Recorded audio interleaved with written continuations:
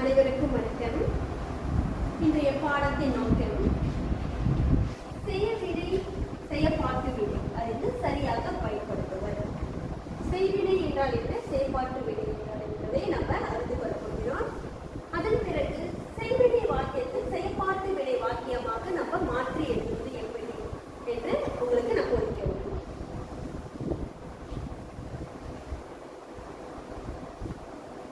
இன்றைய பாடத்தில் கற்றல் தரம் 5.3.24 செய்வினை செயற்பாட்டு வினையறிந்து சரியாக பயன்படுத்துவது. செய்வினை செயற்பாட்டு வினை. நான் உங்கள் ஆசிரியை திருமதி கிருஷ்ணன். செய்வினை என்றால் என்ன? ஒரு வினையை எழுவாயை முன்னின்று செய்வதுதான் செய்வினையாகும். செய்வினை வாக்கியத்தில் எழுவாய்க்கு முதன்மை கொடுக்கப்படும். செய்வினை வாக்கியத்துக்கு முதன்மை கொடுக்கப்படுவது எழுவாய். எடுத்துக்காட்டு பார்ப்போம். அள்ளி பூக்களை பறித்தார். அள்ளி என்பது எழுவாய், பூக்களை எடுத்து செயல்படுத்துவது. பறித்தார் என்பது பயனிலை. இது செய்வினை தொடர். செய்வினை தொடரில் எழுவாய் செயல்படும் பொருள் பயனிலை என்ற வரிசையில் வாக்கியம் அமைந்திருக்கும். செயற்பாட்டு பொருளில் ஐ எனும் இரண்டாம் வேற்றுமை ஒன்று மறைந்து நிற்கும், வெளிப்பட்டும் வரும். இதுல செயற்பாடு பொருள் பூக்களை, பூ சக ஐ இரண்டாம் வேற்றுமை, பூக்களை, பூக்கள் சக ஐ பூக்களை.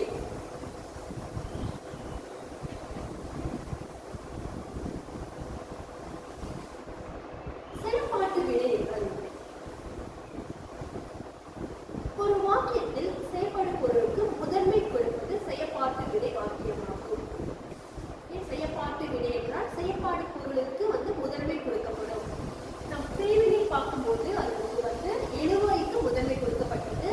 செயற்பாட்டு வினை வாக்கியத்தில் செயற்பாட்டு பொருளுக்கு முதன்மை கொடுக்கப்படும். செயற்பாட்டு வினை வாக்கியத்தில் எழுவாய் மூன்றாம் வேற்றுமை உருவை, அதாவது ஆள் எனும் மூன்றாம் வேற்றுமை உருவை ஏற்று வரும். செயற்பாட்டு வினையின் எடுத்துக்காட்டை பார்ப்போம். அதே வாக்கியம், பூக்கள் அள்ளியால் பறிக்கப்பட்டன. இப்ப அதுல செயற்பாட்டு பொருள் முதன்மையாக கூறப்படுகிறது. பூக்கள் அள்ளியால் பறிக்கப்பட்டன. இது செயற்பாட்டு வினை தொடர். செயற்பாட்டு வினை தொடரில் செயற்பாட்டு பொருள் எழுவாய் பயனிலை என்ற வரிசையில் வாக்கியம் அமைந்து இருக்கும். எப்போதுமே நம்ம செய்வினை பார்க்கும்போது எழுவாய் செயற்பாட்டு பொருள் பயனிலை என்ற வரிசையில் இருக்கும். இது செயற்பாட்டு வினை வாக்கியத்திலிருந்து முதலாக வருவது செயற்பாட்டு பொருள். அதனை தொடர்ந்து எழுவாய் வரும், அதனை தொடர்ந்து பயனிலை வரும். எழுவாய் எனும் அந்த எழுவாய் ஆள் எனும் மூன்றாம் வேற்றுமை உருவு ஏற்று வரும். முதல்ல அள்ளி பார்த்தோம். ஆள் எனும் வேற்றுமை உறுப்பு சேர்வதால் அள்ளி சக ஆள். ஆள் எனும் மூன்றாம் வேற்றுமை. இது இரண்டாம் வேற்றுமை உறுப்பு பார்த்தது. இது மூன்றாம் வேற்றுமை ஆள். அள்ளியால்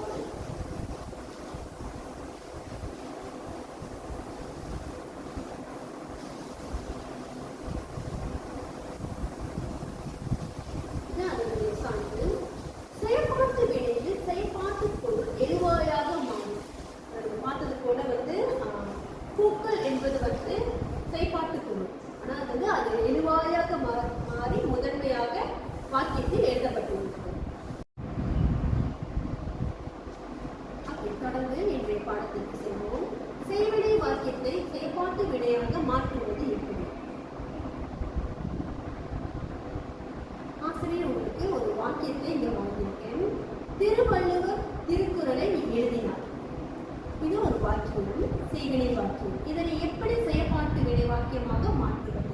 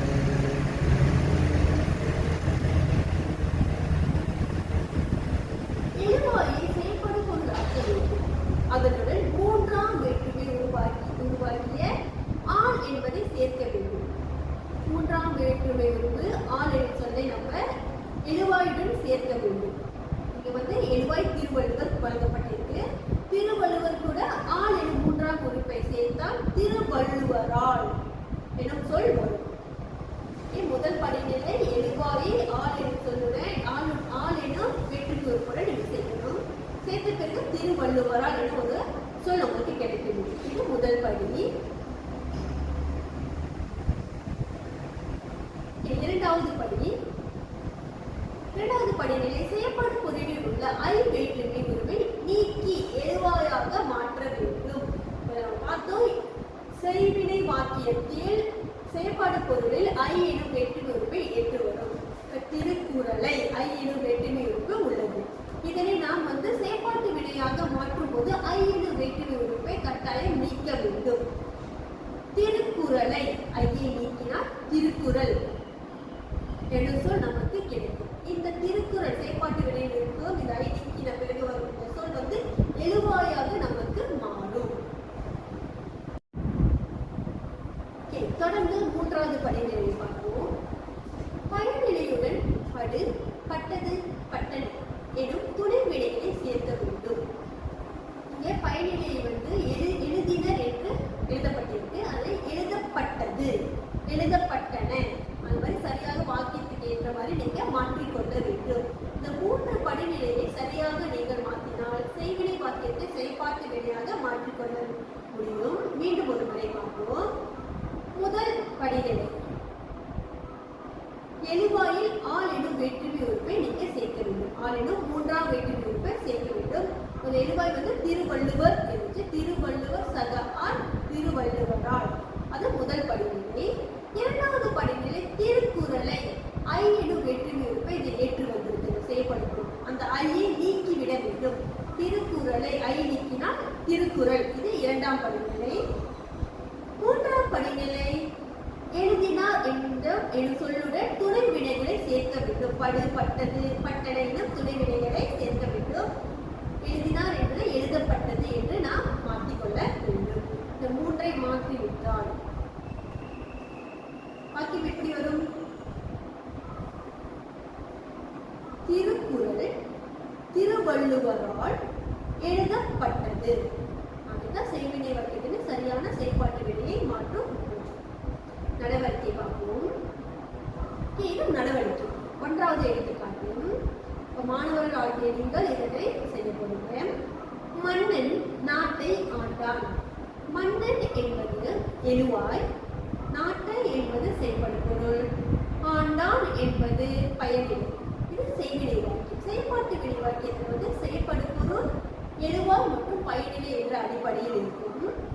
முதல்ல நாட்டை, இதுதான் முதல்ல வரும். நாட்டை ஐ எனும் வேற்றுமை இருக்கு, அதுல சேர்க்கப்பட்டிருக்கு. அந்த ஐயை நீக்கினா நாடு, இதுதான் முதல் சொல்லாக நீங்க எழுத வேண்டும்.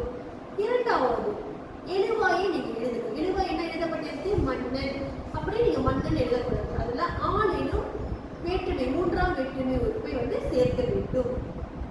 தொடர்ந்து ஆண்டான் என்பது இதனுடைய துணை சொற்களை சேர்த்து எழுத வேண்டும். நாடு மன்னனால் ஆளப்பட்டது. அந்த மாதிரி நாட்டை ஐ நீக்கிட்டு நாடு என்று இருக்கு. மன்னன் என சொல்லுடன் ஆள் வேற்றுமை சேர்த்து, மூன்றாம் ஆள் வேற்றுமை சேர்த்தால் மன்னனால். அடுத்து ஆண்டான் என்பது ஆளப்பட்டது என்று எழுதப்பட்டது. தொடர்ந்து அடுத்த எடுத்துக்காட்டு, ஆசிரியர் பாடம் போதித்தார். இதுல நீங்க பாத்தீங்கன்னா ஆசிரியர் என்பது எழுவாய், பாடம் என்பது செயல்படும் பொருள், போதித்தார் என்பது பயனிலை. இதுல இரண்டாம் செயல்பாட்டு பொருள் ஐ எனும் வேற்றுமை உறுப்பு சேர்க்கப்படவில்லை. சில வாக்கியத்தில் சேர்த்திருந்தால் அந்த ஐயை நீக்கி சேர்க்கப்படவில்லை என்றால் நீங்க அதனை அப்படியே எடுத்துக்கொள்ளலாம். இந்த பாடம் என்பதை எழுவாயாக நீங்க போட்டுக்கொள்ளலாம். ஆசிரியர் என்பது ஆள் வேற்றுமையுடன், ஆள் எனும் மூன்றாம் வேற்றுமை நீங்க சேர்த்து எழுத வேண்டும். பாடம் ஆசிரியரால் போதிக்கப்பட்டது. பாடம் எனும் அந்த செயற்பாட்டு வினையை, செயற்பாடு பொருளை நம்ம எழுவாயாக மாற்றிவிட்டோம். இரண்டாவது எழுவாயை ஆள் எனும் வேற்றுமை உறுப்பை சேர்த்து ஆசிரியரால், போதித்தார் என்பது போதிக்கப்பட்டது என்று எழுதுவோம்.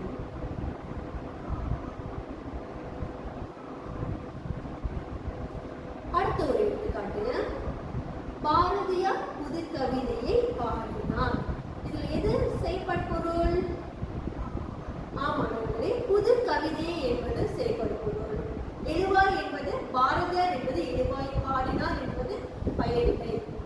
புது கவிதையை, கவிதையை அப்படின்னா கவிதை சத ஐ, கவிதையை இதை வந்து ஐ நீக்கினா கவிதை. புது கவிதை இதுதான் எழுவாயாக மாறும். புது கவிதை. பாரதியார் ஆள் சேர்த்தால் யாரால் எழுதப்பட்டது? பாரதியாரால் எழுதப்பட்டது. புது கவிதை பாரதியாரால் பாடப்பட்டது. பாடினார் அதற்கு நீங்க அது பாடப்பட்டது என்று மாற்றி எழுத வேண்டும்.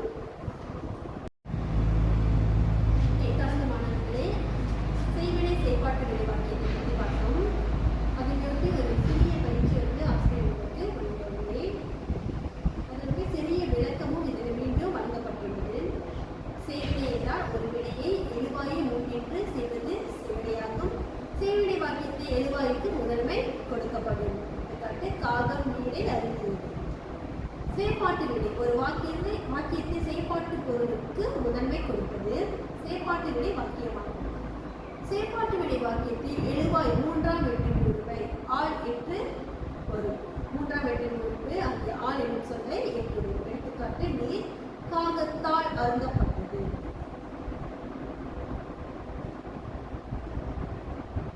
பயிற்சியில் ஆசிரியர் 3 வாக்கியங்கள் வந்து உங்களுக்கு கொடுத்திருக்கேன்.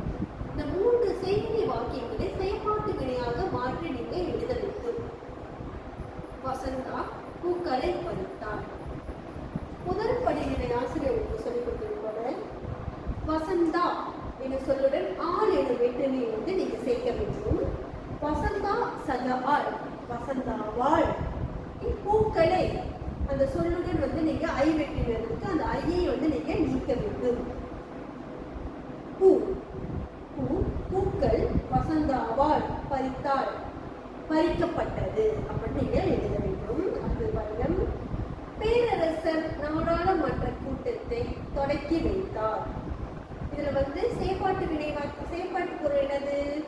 நாடாளுமன்ற கூட்டத்தை. பேரரசர் என்பது எழுவாய். பேரரசருடன் ஆள் எனும் வேற்றுமையை நீங்க சேர்த்துக் கொள்ள வேண்டும். பேரரசரால். நாடாளுமன்ற கூட்டத்தை ஐ எனும் வேற்றுமை உறுப்பு, இரண்டாம் வேற்றுமை உறுப்பை நீங்க நீக்க வேண்டும். நாடாளுமன்ற கூட்டம். நாடாளுமன்ற கூட்டம் பேரரசரால் தொடக்கி வைக்கப்பட்டது. அதுவரை நீங்க மாற்றி எழுதிக் கொள்ள வேண்டும். அடுத்து பாத்தீங்கன்னா மாணவர்கள் தமிழ் பாடம் படித்தனர்.